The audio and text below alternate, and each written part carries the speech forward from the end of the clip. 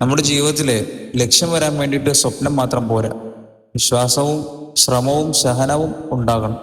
ഇതൊക്കെ ഉണ്ടായാൽ മാത്രമേ നമ്മൾ പോകുന്ന വഴിയിൽ എന്തെങ്കിലും വീഴ്ചകൾ വന്നു കഴിഞ്ഞാൽ മുന്നോട്ട് പോകാൻ നമുക്ക് കഴിയുകയുള്ളൂ.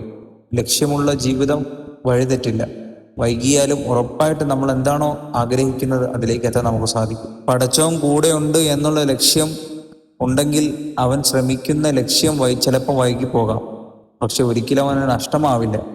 കൂടെ നടക്കുന്നവർ എത്ര കുറഞ്ഞവരാണെങ്കിലും ശരി, കുറച്ചാണെങ്കിലും ശരി, ലക്ഷ്യത്തിലേക്ക് നടന്നു പോകുന്നത് ഒരിക്കലും നിങ്ങൾ മാറ്റിവെക്കരുത്.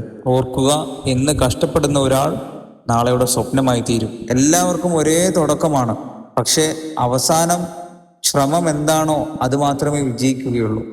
നിശബ്ദമായി വളരുന്നവർ ഒരു ദിവസം എല്ലാവരെയും അതിശയിപ്പിക്കും. വഴി കഠിനമാണ് എന്ന് പറഞ്ഞ് നടന്നവരല്ല, നടന്നു പോകുന്നവനാണ് ലക്ഷ്യം നേടുന്നത്.